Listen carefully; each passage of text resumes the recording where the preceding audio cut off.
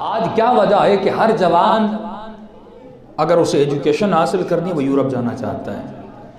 آج کیا وجہ ہے کہ ہم اپنی حکومتوں میں مثالیں یورپ کی دیتے ہیں، یو کے کی دیتے ہیں، یو ایس کی دیتے ہیں؟ کیونکہ انہوں نے ایک قوم بنائی اور سویلائز قوم بنائی۔ جب کوئی بھی قوم سویلائز بن جاتی ہے تو لوگ اس قوم میں شامل ہونا چاہتے ہیں۔ سویلائز مطلب جب اس میں تہذیب آ جاتی ہے، جب اس میں تمدن آ جاتا ہے تو ان کی اکنامک مضبوط ہوتی ہے، اقتصاد مضبوط ہوتا ہے، ان کی فوجیں مضبوط ہوتی ہیں۔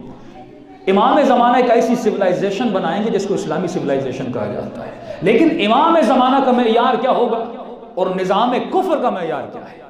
فرمایا دو فرق ہیں، ایک مومن جو یہاں پر نہ صفائی کا خیال کرتا ہے نہ قانون کا خیال کرتا ہے، لیکن وہی جب یورپ میں جاتا ہے تو خیال کرتا ہے۔ کس وجہ سے خیال کرتا ہے؟ اسے پتا ہے اگر میں ریڈ سگنل کو توڑوں گا تو مجھے فائن کر دیا جائے گا، مثلا 500 پاؤنڈ مجھے دینے پڑیں گے۔ تو فرمایا نظام کفر ایک چیز پہ کھڑا ہے، اسے کہتے ہیں معاش، مال پہ کھڑا ہے، تجارت پہ کھڑا ہے۔ آج سورہ جمعہ آپ نے سنی، وَإِذَا رَأَوُا التِّجَارَةَ أَوْ لَهْوًا انفضوا إِلَيْكَ وَتَرَكُوكَ قَائِمًا، اے میرے حبیب تو کھڑا ہے لیکن یہ تجارت کی وجہ سے تجھے چھوڑ دیتے ہیں۔ شیطان ایک چیز آپ کے ذہن میں بناتا ہے، اسے کہتے ہیں بزنس، اسے کہتے ہیں تجارت، اسے کہتے ہیں مال۔ فرمائے حبیب تو کھڑا ہے لیکن یہ مال کی وجہ سے، تجارت کی وجہ سے، دولت کی وجہ سے تجھے چھوڑ دیتے ہیں، اور کیا کرتے ہیں؟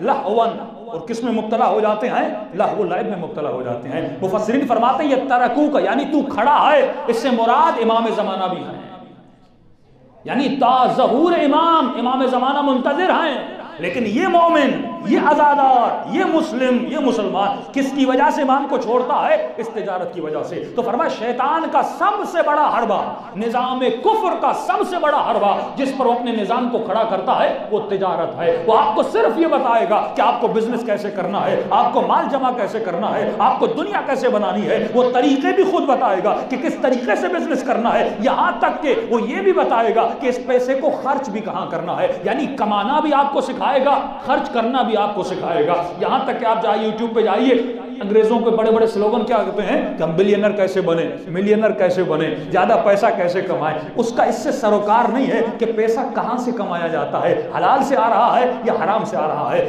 رشوت سے آ رہا ہے یا محنت کی کمائی سے آ رہا ہے۔ اس کا بس مطلب یہ ہے کہ مال کو جمع کیا جائے، پیسے کو جمع کیا جائے۔ آپ کے ملک کو قرضہ لینا ہے، ان کا اس سے سروکار نہیں ہے سود حرام ہے، سود نہیں دیا جائے، بس سروکار اس سے ہے کہ مال جمع کیا جائے۔ اور یہاں تک وہ یہ بھی سکھائے گا تمہیں مال کو خرچ کہاں کرنا ہے، یعنی ذرائع مال بھی بنائے گا، اس کے بعد خرچ کرنے کے ذرائع بھی بنائے گا۔ مثلا وہ سکھائے گا تمہیں ایک مہینے میں 1 لاکھ کیسے کمانا ہے، بس کمانا ہے، حلال و حرام سے اس کی کوئی سروکار نہیں ہے۔ اور یہ بھی سکھائے گا تجھے خرچ کیا کرنا ہے، وہ خرچ کرنے کے لیے کلب بنائے گا، وہ خرچ کرنے کے لیے فلمیں بنائے گا، وہ خرچ کرنے کے لیے ذرائع زر بنائے گا، وہ خرچ کرنے کے لیے تمہارے لیے زینتیں بنائے گا، وہ خرچ کرنے کے لیے تمہارے لیے ایزی لائف اسٹائل لائے گا، وہ خرچ کرنے کے لیے تمہارے لیے تمام تر ذرائع کو خلق کرے گا۔ اب تو پیسہ بنائے گا بھی، مومن سوچے میں پیسہ خرچ کہاں پہ کر رہا ہوں، وہ ٹی وی پہ خرچ کر رہا ہے، وہ زینت دنیا پہ خرچ کر رہا ہے، وہ مال دنیا پہ خرچ کر رہا ہے، وہ ایسی جگہیں تمہارے لیے گھومنے کے لیے بنائے گا تو وہاں پہ جا کے خرچ کرے گا۔ یہ ہے نظام کفر، ایک طرف نظام الہی ہے۔ فرمایا وہ تمہارے دلوں میں ڈر پیدا کرتا ہے،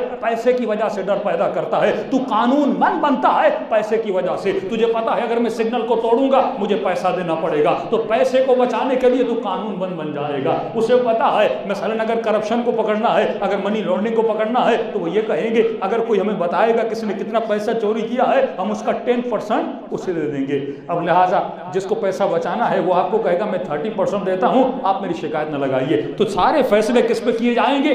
عقل معاش پہ کیے جائیں گے، یعنی نظام معاش پہ چلتا ہے۔ دوسری طرف نظام الہی ہے، امام زمانہ کا نظام ہے۔ فرمایا وہ کس پہ چلتا ہے؟ فرمایا امام زمانہ کی حکومت قائم ہوگی عقل معاد پر، قیامت پر۔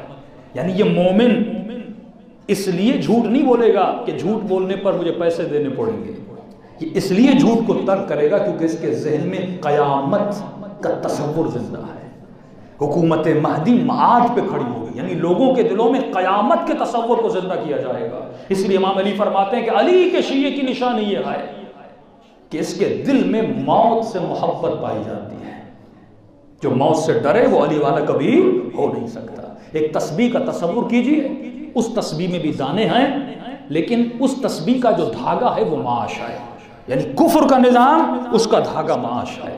امام زمانہ بھی ایک تسبیح بنائیں گے، اس کا دھاگا کیا ہے؟ معاد ہے، وہ اپنی پوری حکومت کو معاد پہ کھڑا کریں گے۔ اب شیطان کرتا کیا ہے؟ جب اس کو نظام الہی کو توڑنا ہے وہ اس دھاگے کو توڑ دیتا ہے۔ وہ کون سا تصور ہے؟ قیامت کا تصور ختم کر دیتا ہے۔ آج امام سے پوچھا کہ مولا لوگ گناہ کیوں کرتے ہیں؟ امام نے فرمایا کیونکہ قیامت کو مان تو رہے ہیں لیکن قیامت پر یقین نہیں ہے۔ اگر اس کو موت پہ یقین ہوتا، اگر یہ جانتا کہ مجھے ایک دن مرنا ہے، یہ کبھی جھوٹ نہ بولتا، یہ کبھی گناہ نہ کرتا۔ تو فرمایا انبیاء الہی نے لوگوں کے دلوں میں معاد کا تصور زندہ کیا۔ امام حسین نے کربلا میں شہادت کے تصور کو زندہ کیا کہ ان کے بھتیجے ہیں جناب قاسم، ایج کیا ہے 14 سال ایج ہے، لیکن پوچھتے ہیں کہ میرے بھتیجے کیف عندک الموت، تمہارے لیے موت کیسی ہے؟ تو کیا حسین جملے فرماتے فرماتے چچا احلا من العسل، میرے لیے موت شہد سے زیادہ میٹھی ہے۔ تو آج ہر مومن کو دیکھنا چاہیے کہ میں زندگی میں جو فیصلے کر رہا ہوں، میں اپنی بیٹی کی شادی کرواتا ہوں کس عقل کی بنیاد پر؟ معاش کی بنیاد پہ کرواتا ہوں یا معاد کی بنیاد پہ کرواتا ہوں؟ جب میں جاب کی سرچ کے لیے جاتا ہوں تو میں اپنی جاب کس بنیاد پہ لیتا ہوں؟ معاش کی بنیاد پہ لیتا ہوں یا معاد کی بنیاد پہ لیتا ہوں؟ خطیب کو یہ سوچنا چاہیے جب میں مجلس پڑھتا ہوں تو کس بنیاد پہ پڑھتا ہوں؟ پیسے کی خاطر جاتا ہوں، شہرت کی خاطر جاتا ہوں، دنیا کی خاطر جاتا ہوں یا قیامت کی خاطر جاتا ہوں؟ سننے والے کو سوچنا چاہیے جو مجلس میں سننے جا رہا ہوں اس میں مجھے معاش دیا جا رہا ہے یا معاد دیا جا رہا ہے؟ جب انسانوں کے فیصلے قیامت کی بنیاد پر ہو، دین الہی کی بنیاد پر ہو اور قبر کی بنیاد پر ہو، فرمایا وہی انسان متقی بن جاتا ہے اور امام زمانہ کا سپاہی بن جاتا ہے۔ صلوات پڑھیں محمد و آل محمد۔